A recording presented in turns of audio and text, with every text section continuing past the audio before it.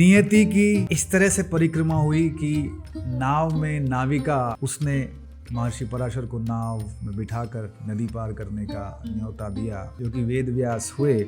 और जब वो 6 और 7 वर्ष के थे मात्र, तो महर्षि पराशर ने उनको वो साधना दी, जिसको आज के युग में हम वशिष्ठ, दत्तात्रेय, परशुराम, विश्वामित्र, पराशर से होते होते वेद व्यास तक पहुंची। एंड वेद व्यास वो प्रथम व्यक्ति बने जिन्होंने। अब हम अगर ये देखें कि क्या ये एक व्यक्ति के लिए करना संभव था, क्या वेद व्यास एक महर्षि थे, उनके शिष्य थे और उन सब लोगों ने बैठ के ये किया। चीन, मिस्र, मेसोपोटामिया, रोमन, ये सारी सिविलाइजेशंस, संस्कृतियाँ हज़ारों साल पहले प्रारंभ हुई और आज उनके नामो निशान के नाम पे कुछ टूटी फूटी इमारतें देखने को रह जाती हैं। और वहीं भारतीय सभ्यता, भारतीय संस्कृति, जिसको सनातन कहा जाता है, उसके सारे निशान ग्रंथों के रूप में, विजडम के रूप में, ज्ञान के रूप में बिल्कुल सुरक्षित है। क्या आपने कभी ये सोचा है कि ऐसा कैसे संभव हुआ? एक ऐसी सभ्यता जो हज़ारों वर्ष पुरानी है और वो सभ्यता का ज्ञान हज़ारों सालों से, हज़ारों वर्षों से, कितने युगों के बीतने के बावजूद भी आज भी हमारे पास उपलब्ध है। आज यही चर्चा करते हैं और कहानी को शुरुआत करने के लिए आपको कुछ हज़ार साल पीछे लेके चलता हूँ। एक अंधा राजा, उनका सारथी, युद्ध का मैदान कुछ कोस दूर, धृतराष्ट्र और संजय, कुरुक्षेत्र में दोनों सेनाएं कौरवों और पांडवों की आमने सामने। और उससे पहले भगवान कृष्ण और अर्जुन का संवाद, जिसको हम भागवत गीता के नाम से जानते हैं। क्या आपने कभी ये सोचा है कि वो शब्द जो कृष्ण ने अर्जुन को बोले, या वो दिव्य दृष्टि जिससे धृतराष्ट्र अंधे होने के बावजूद भी सब कुछ समझ और देख सके संजय के माध्यम से, वो किसने दी? किसने भागवत गीता के शब्द बोले? जी हाँ, भारत की सनातन संस्कृति की याददाश्त के वास्तुकार, the preserver of the memory of Sanatan, Ved Vyas, none other than Maharshi Ved Vyas, son of Maharshi Parashar, great grandson of महर्षि वशिष्ठ। आइए वेद व्यास को करीब से जानते हैं। चलते हैं वापस महर्षि वेद व्यास कृष्ण द्वैपायन के जन्म की घटना पर। उनके पिता महर्षि पराशर, जो कि महर्षि वशिष्ठ के ग्रैंडसन हैं, एक ऐसी विद्या इस परिवार के, इस लीनिएज के पास है जो कि स्वयं महादेव ने महर्षि अगस्त को दी थी। महर्षि अगस्त से होते होते वो विद्या महर्षि पराशर तक आई। महर्षि दत्तात्रेय, गुरु दत्तात्रेय, महर्षि परशुराम, विश्वामित्र, सभी के होते होते वो विद्या पराशर तक आके रुक गई, लेकिन उस साधना को कोई फलीभूत ना कर पाया। महर्षि पराशर नदी पार कर रहे हैं और तभी उनको ये दिव्य अनुभूति हुई कि अब उस विद्या को, उस साधना को करने वाले का आगमन होना तय है।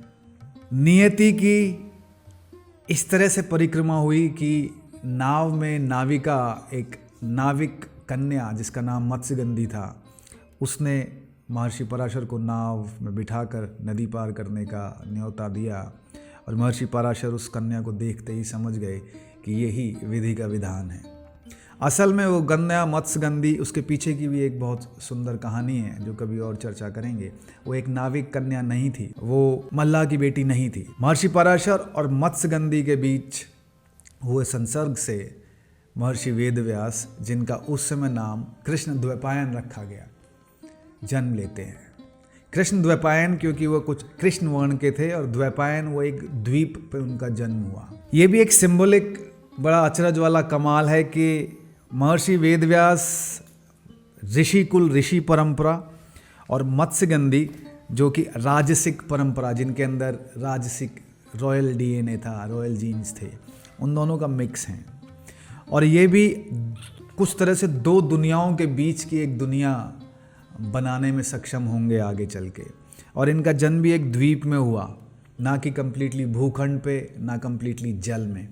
तो बड़े सुंदर सिंबल्स और मेटाफोर्स के साथ कृष्ण द्वैपायन जो कि वेद व्यास हुए, और जब वो 6 और 7 वर्ष के थे मात्र, तो महर्षि पराशर ने उनको वो साधना दी, जिसको आज के युग में हम कुंडलिनी साधना के नाम से जानते हैं। कुंडलिनी साधना जिसको महर्षि अगस्त ने महादेव के साथ दीक्षा लेके सिद्ध किया था, लेकिन वो उसको कभी फलीभूत ना कर पाए, और वो आगे अपने शिष्यों को देते गए। जैसा मैंने बताया कि वो वशिष्ठ, दत्तात्रेय, परशुराम, विश्वामित्र, पराशर से होते होते वेद व्यास तक पहुंची। एंड वेद व्यास वो प्रथम व्यक्ति बने जिन्होंने कुंडलिनी साधना को सिद्ध किया। युग बदल रहा था, द्वापर का अंत होने वाला था, कलयुग की शुरुआत होने वाली थी। मनुष्य की स्मरण शक्ति छोटी, जीवन छोटा, और वेदों का जो विस्तार होना था, वेदों को ज्ञान को ग्रहण करने की क्षमता मनुष्य में कमतर होती जा रही थी। विष्णु पुराण विस्तार से बताता है कि व्यास ने किस तरह से एक वेद को, जो कि एक बहुत विस्तृत ज्ञान था महर्षियों का, उसको 4 भागों में विभाजन किया, जिससे कलयुग में रहने वाले मनुष्यों को उसको ग्रहण करना, उसको समझना थोड़ा और आसान हो जाए। प्रत्येक वेद को एक शिष्य को सौंपा। ऋग्वेदम पैलाय निधात, यजुर्वेदम वैशंपायने, सामवेदम जैमिने, अथर्वणम सुमंतवे, पुराण इतिहासान रोमहर्षणाय। यानी ऋग्वेद को पैल ऋषि, यजुर्वेद को वैशंपायन, सामवेद को जैमिनी और अथर्ववेद को सुमंतु। पुराण और इतिहास जैसे महाभारत और रोमहर्षण सूत जी को सौंपे गए, जिन्होंने इनका विस्तार किया। वेदों के विभाजन के बाद वेदों का ज्ञान, जो कि काफ़ी डेंस और हर किसी के लिए एक्सेसिबल नहीं था, महाभारत की रचना में, महाभारत को 5वां वेद भी कहा जाता है, महाभारत को इतिहास पुराणम पंचमम वेदा नाम भी बोला जाता है, कि महाभारत में उन्होंने वेदों के ज्ञान को एक कहानी के रूप में, जिस तरह से कहते हैं फिल्म मेकिंग, आज की फिल्म मेकिंग के तरीके से वो सारा ज्ञान वहाँ पे एग्जेम्पलीफाई कर दिया। वहाँ पे कैरेक्टर्स हैं, वहाँ पे सर्कमस्टेंसेस हैं, वहाँ पे इवेंट्स हैं, और फिर कृष्ण और अर्जुन का संवाद है, जिसमें गहन 700-800 श्लोकों में उस ज्ञान को कंडेंस करके, जिसमें सभी तरह के दर्शन अवेलेबल हैं।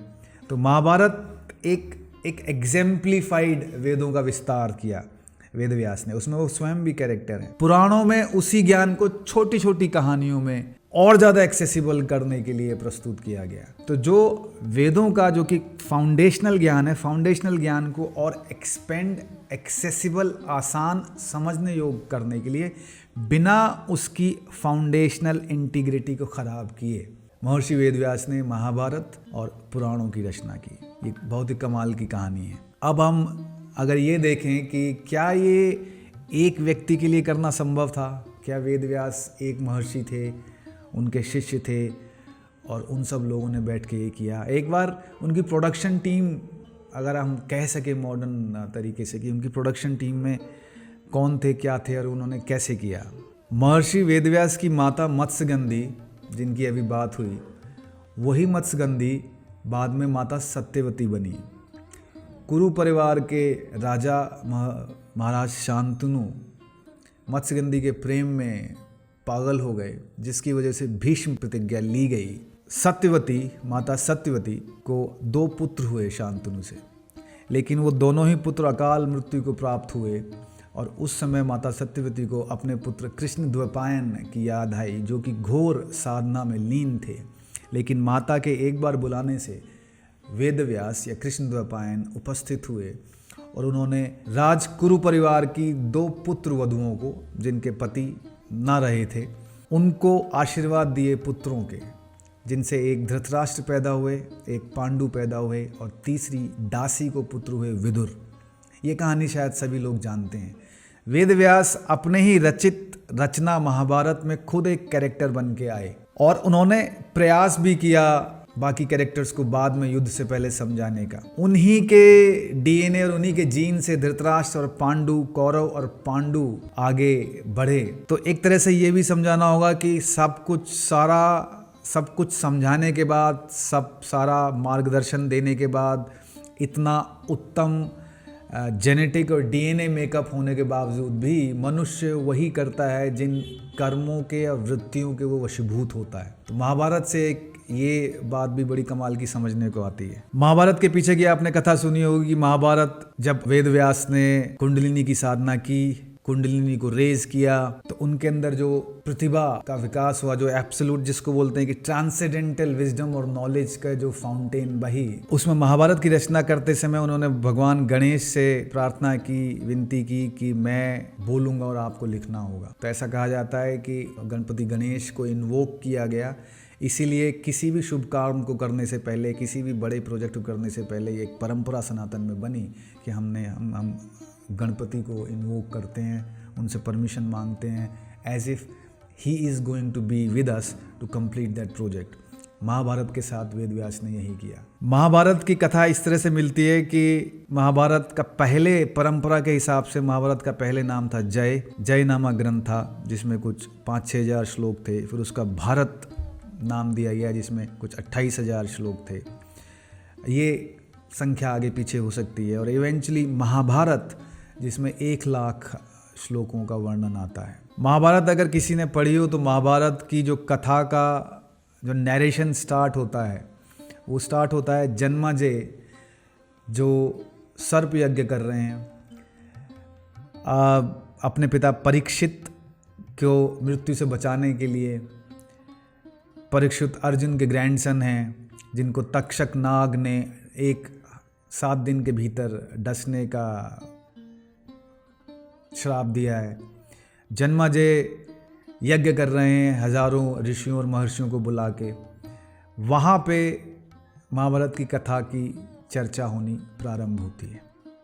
बहुत ही इंटरेस्टिंग नैरेशन स्टाइल है। अगर आपने एक्चुअल महाभारत की पुस्तकें नहीं पढ़ी हैं तो आप प्लीज़ लाके पढ़ना शुरू करें, संस्कृत और हिंदी में या संस्कृत और इंग्लिश में। The structure is very good. अगर हम वापस से बात करें कि क्या वेद व्यास एक व्यक्ति थे या वेद व्यास एक परंपरा थे या वेद व्यास विष्णु के अवतार थे जैसा विष्णु पुराण में कहा गया है, तो परंपरा से ये स्पष्ट होता है कि विष्णु पुराण, भागवत और अन्य पुराण कहते हैं कि हर द्वापर युग में भगवान विष्णु स्वयं वेद व्यास बनकर अवतरित होते हैं और वेदों को पुनः व्यवस्थित करते हैं। हमारे युग के व्यास कृष्ण द्वैपायन वही हैं जिन्होंने वेद विभाजन, महाभारत, पुराण, ब्रह्मसूत्र का कार्य किया। तो प्रश्न ये नहीं बनता कि व्यास थे या नहीं, व्यास एक व्यक्ति थे या एक परंपरा थी।